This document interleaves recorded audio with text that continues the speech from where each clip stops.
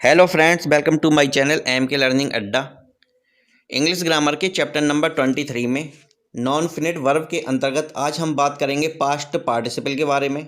बहुत ही important topic. Past participle में verb की थर्ड फॉर्म का यूज किया जाता है। पास्ट पार्टिसिपल के लिए हम बहुत ही डीपली समझेंगे और इसे एग्जाम्पल के थ्रू समझने का प्रयास करेंगे। इसका सेंटेंस में किस प्रकार यूज किया जाता है, इसके कुछ इंपॉर्टेंट पॉइंट के लिए डिस्कस करेंगे। तो आज की वीडियो आपके लिए बहुत ही इंपॉर्टेंट रहने वाली है। वीडियो पसंद आए तो लाइक अवश्य करना तथा अपने दोस्तों में ज़्यादा से ज़्यादा शेयर करना। चैनल पर पहली बार विजिट कर रहे हैं तो चैनल को सब्सक्राइब भी करें, साथ में बेल आइकन भी प्रेस करें, जिससे कि आने वाली वीडियो के नोटिफिकेशन आपके लिए मिलते रहें। और अगर आपने हमारी पिछली वीडियो नहीं देखी है तो डिस्क्रिप्शन में आपके लिए उन वीडियो के लिंक अवेलेबल हैं, जहां से आप हमारी सभी वीडियो के लिए सब्जेक्ट वाइज देख सकते हैं।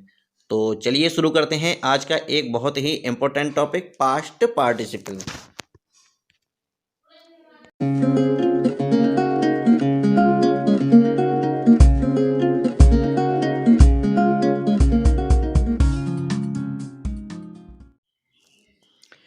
चलिए बात करते हैं पास्ट पार्टिसिपल की। पास्ट पार्टिसिपल में वर्ब की थर्ड फॉर्म का यूज किया जाता है। पास्ट पार्टिसिपल वर्ब का तीसरा रूप होता है, जैसे कि राइट का रिटेन। ये कार्य की पूर्णता का बोध कराता है और किसी नाउन या प्रोनाउन को क्वालिफाई करता है। यानी कि पास्ट पार्टिसिपल जो होता है वो किसी कार्य के पूर्ण होने का बोध कराता है और ये किसी नाउन या प्रोनाउन को क्वालिफाई करता है।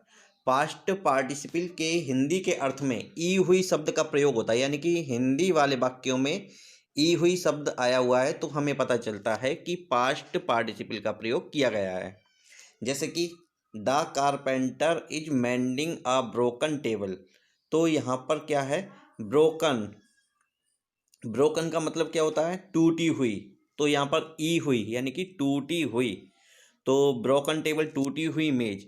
द कारपेंटर इज मेंडिंग, यानी कि बढ़ई टूटी हुई मेज की मरम्मत कर रहा है। तो ब्रोकन जो होगा वो पास्ट पार्टिसिपल के रूप में प्रयोग किया गया है और इसका हिंदी में अर्थ होगा कि बढ़ई टूटी हुई मेज की मरम्मत कर रहा है। तो हम देख रहे हैं कि टूटी हुई में ई हुई शब्द का प्रयोग किया गया है। उपरोक्त वाक्य में वर्ब ब्रोकन नाउन टेबल को क्वालिफाई कर रहा है, यानी कि वर्ब जो है ब्रोकन वो नाउन टेबल को क्या कर रहा है, क्वालिफाई कर रहा है। चलिए पास्ट पार्टिसिपल के कुछ इंपॉर्टेंट पॉइंट्स के लिए डिस्कस कर लेते हैं, जिन्हें जानना बेहद आवश्यक है। बहुत ही इंपॉर्टेंट पॉइंट है। पहला पॉइंट है, पास्ट पार्टिसिपल पूर्ण काम यानी कि फिनिश्ड एक्शन का बोध कराता है। यानी कि पास्ट पार्टिसिपल से ये दृष्टिगोचर होता है कि कार्य जो है वो पूर्ण हो चुका है। फिनिश्ड कार्य का, फिनिश्ड एक्शन का बोध कराता है। जब पास्ट पार्टिसिपल शब्द ट्रांजिटिव वर्ब हो तो सदैव पैसिव वॉइस में प्रयोग होता है। यानी कि जब पास्ट पार्टिसिपल शब्द जो है वो ट्रांजिटिव वर्ब के रूप में प्रयोग किया जाता है तो ये हमेशा पैसिव वॉइस में होता है। जैसे कि gold is a metal dug out of the earth. सोना एक धातु है जो पृथ्वी से निकाला गया है। यहाँ पर डग आउट मीन्स, यानी डग आउट का मतलब क्या है, which has been dug out, जिसे खोद कर निकाला गया है, यानी कि जिसे बाहर निकाला गया है तो उसे डग आउट बोलते हैं। दूसरा सेंटेंस है, this much teased man seems to be a sage. Teased man, तो ये अधिक सताया हुआ मनुष्य साधु मालूम होता है। तो यहाँ पर मच टीज्ड, यानी जो शब्द दिया गया है मच टीज्ड, इसका मतलब है who has been teased much, यानी कि जिसे बहुत ज़्यादा सताया गया है। तीसरा इंपॉर्टेंट पॉइंट है, जब पास्ट पार्टिसिपल शब्द नाउन के ठीक पहले रखा हो तो ये एडजेक्टिव का कार्य करता है।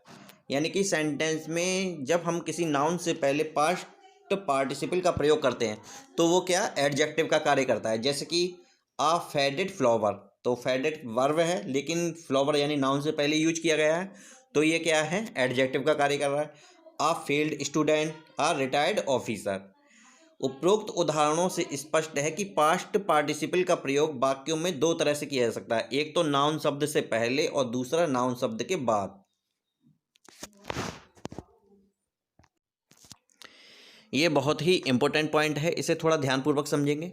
इंट्रांजिटिव वर्ब का पास्ट पार्टिसिपल जब भी प्रयोग होता है तो वो नाउन के पहले होता है, बाद में नहीं किया जाता।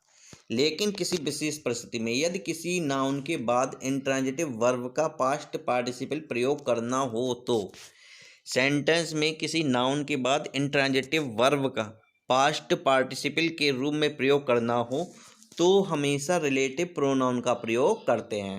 किसका प्रयोग करते हैं? रिलेटिव प्रोनाउन का प्रयोग करते हैं और पार्टिसिपल को फिनिट वर्ब में बदल देते हैं।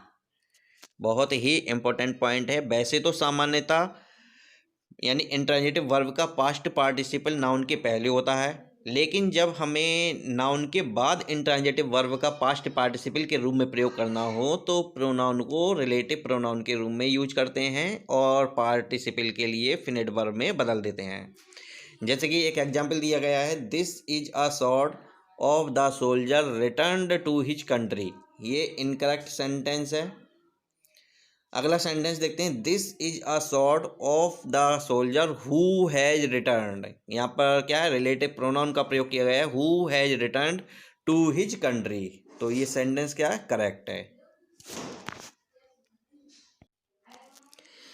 चलिए अब देखते हैं यूज ऑफ पास्ट पार्टिसिपल, यानी कि पास्ट पार्टिसिपल का प्रयोग किन किन रूपों में किया जा सकता है। तो पहला है as a part of finite verb, यानी कि फिनिट वर्ब के पार्ट के रूप में। इसमें 2 पॉइंट है। पहला है जब ये परफेक्ट टेंस बनाने में सहायता देता है, यानी कि जब ये परफेक्ट टेंस बनाने में सहायता देता है तो हम फिनिट वर्ब के पार्ट के रूप में यूज करते हैं। जैसे कि I have eaten, I had eaten, I shall have eaten. ये क्या है? परफेक्ट टेंस के रूप टेंस में प्रयोग किए गए हैं। दूसरा है जब ये पैसिव वॉइस बनाने में सहायक हो, जैसे कि I am taught, he I was taught, I shall be taught. तो ये क्या है? पैसिव सेंटेंस में यूज किए गए हैं। अगला है एज आ सिंपल एडजेक्टिव। सिंपल एडजेक्टिव के रूप में किस प्रकार प्रयोग होते हैं? जब पास्ट पार्टिसिपल नाउन के ठीक पहले रखा हो तो केवल एडजेक्टिव का काम करता है। ये हम पहले भी बता चुके हैं कि किसी नाउन के पहले अगर हम पास्ट पार्टिसिपल का प्रयोग करते हैं तो वो एडजेक्टिव का कार्य करता है और ऐसी स्थिति में पार्टिसिपल एडजेक्टिव कहलाता है। जैसे कि a fallen four, a dead horse, a fallen city. ये क्या है? फैलन क्या है? पास्ट पार्टिसिपल है लेकिन नाउन से पहले प्रयोग किया गया है तो क्या है? एडजेक्टिव का कार्य कर रहा है। द डेड हॉर्स, डेड क्या है? पास्ट पार्टिसिपल है लेकिन हॉर्स यानी नाउन से पहले यूज किया गया है तो क्या है? एडजेक्टिव का कार्य कर रहा है। द फैलन सिटी, इसी प्रकार फैलन भी सिटी को क्या कर रहा है? क्वालिफाई कर रहा है, वो एडजेक्टिव का कार्य कर रहा है ये। अगला है as a verb and adjective combined, यानी कि वर्ब और एडजेक्टिव के संयुक्त रूप में पास्ट पार्टिसिपल का प्रयोग किस प्रकार किया जाता है। पहले कुछ एग्जाम्पल से देखेंगे। Deceived by his friends he lost all hope. अगला है driven by hunger he stole a piece of bread, we saw a few trees laden with fruits. अब हम देखते हैं उपरोक्त वाक्यों में पास्ट पार्टिसिपल वर्ब का काम करते हुए एडजेक्टिव की तरह क्या है? सब्जेक्ट ऑफ रेफरेंस की विशेषता बतलाते हैं। यानी कि जो पास्ट पार्टिसिपल हैं वो वर्ब का तो काम कर ही रहे हैं, साथ में एडजेक्टिव की तरह क्या है? सब्जेक्ट ऑफ रेफरेंस की विशेषता भी बतला रहे हैं। जैसे कि डिजीव्ड और ड्राइवन, डिजीव्ड और ड्राइवन वो है, वो क्या है? प्रोनाउन हेल्प को, यानी कि पहले सेंटेंस में दिया है डिजीव्ड, ये प्रोनाउन जो है ही की विशेषता बतला रहा है। ड्राइवन ये भी क्या है? प्रोनाउन ही की विशेषता बतला रहा है या उसे क्वालिफाई कर रहा है। आगे है लेडन, यानी कि तीसरे सेंटेंस में लेडन जो है वो किसकी? ट्रीज, यानी कि नाउन की विशेषता बतला रहा है या उसे क्वालिफाई कर रहा है। तो इस प्रकार ये जो पास्ट पार्टिसिपल हैं वो वर्ब और एडजेक्टिव के कॉम्बाइंड रूप में यानी कि संयुक्त रूप में भी प्रयोग किए जाते हैं। अगला है एट्रीब्यूटिव यूज, यानी कि जब पास्ट पार्टिसिपल नाउन शब्द के पहले प्रयोग किया जाता है। जब पास्ट पार्टिसिपल का प्रयोग नाउन के पहले किया जाता है तो एट्रीब्यूटिव यूज के रूप में होता है। जैसे कि ये कुछ एग्जाम्पल्स दिए गए हैं। A burnt child dreads the fire, the injured patient was rushed to the hospital, a disappointed man can achieve nothing, I saw a fallen tree, he is wearing Tom's clothes. तो noun के पहले क्या है, past participle यानी कि प्रयोग किया गया है, वरंट है, अगले में इंजर्ड है, अगले में डिसअपॉइंटेड है, फिर फलन है और टॉर्न। ये इस प्रकार पास्ट पार्टिसिपल के जो प्रयोग किए गए हैं ये एट्रीब्यूटिव यूज के रूप में प्रयोग किए गए हैं। अगला है प्रेडिकेटिव यूज के, जब पास्ट पार्टिसिपल नाउन के बाद प्रयोग होता है, यानी कि जब किसी पास्ट पार्टिसिपल का प्रयोग नाउन के बाद किया जाता है तो वो प्रेडिकेटिव यूज कहलाता है। जैसे कि we saw a goods train loaded with coal. तो ट्रेन यानी कि जो नाउन है और उसके बाद लोडेड यानी कि पास्ट पार्टिसिपल का प्रयोग किया गया है। अगला sentence, she has found the book lost by Sheila. तो यहाँ बुक क्या है, नाउन है, और लॉस्ट जो है वो पास्ट पार्टिसिपल है, और बुक यानी नाउन के बाद ही पास्ट पार्टिसिपल का प्रयोग किया गया है। तीसरा है, mother offered me a glass filled with Apple juice. तो गिलास नाउन है और उसके बाद पास्ट पार्टिसिपल यानी कि फिल्ड का प्रयोग किया गया है। I found the door locked. तो डोर क्या है, नाउन है, और उसके बाद पास्ट पार्टिसिपल यानी लॉक्ड का प्रयोग किया गया है। I found the book kept in a drawer.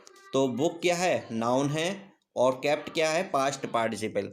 तो इस प्रकार हम देखते हैं जब पास्ट पार्टिसिपल शब्द का प्रयोग जो है वो नाउन के पहले किया जाता है तो एट्रीब्यूटिव यूज के अंतर्गत आता है, और जब नाउन के बाद पास्ट पार्टिसिपल का प्रयोग किया जाता है तो वो प्रेडिकेटिव यूज के अंतर्गत आता है। हमने बहुत ही अच्छे ढंग से एग्जाम्पल के थ्रू इस चीज़ को समझा। उम्मीद है आपको अवश्य पसंद आया होगा। तो दोस्तों, पास्ट पार्टिसिपल से रिलेटेड ये वीडियो आपके लिए कैसी लगी, कमेंट्स में अपना फीडबैक अवश्य दें। वीडियो पसंद आई हो तो लाइक अवश्य करें तथा अपने दोस्तों में ज़्यादा से ज़्यादा शेयर करें। चैनल को अभी तक सब्सक्राइब नहीं किया है तो चैनल को सब्सक्राइब करें, साथ में बेल आइकन भी प्रेस करें जिससे कि आने वाली वीडियो के नोटिफिकेशन आपके लिए मिलते रहें। अगली वीडियो में बात करेंगे परफेक्ट पार्टिसिपल के बारे में, बहुत ही इंपॉर्टेंट टॉपिक है वो भी, और उसी के साथ हमारा नॉन फिनिट वर्ब जो है वो फिनिश हो जाएगा। उसके बाद हम बात करेंगे एडवर्ब के बारे में। एडवर्ब पार्ट्स ऑफ स्पीच का बहुत ही इम्पोर्टेंट टॉपिक है। तो दोस्तों, मिलते हैं अगली वीडियो में एक नए इम्पोर्टेंट टॉपिक के साथ। तो वीडियो पर अंत तक बने रहने के लिए आप सभी का धन्यवाद।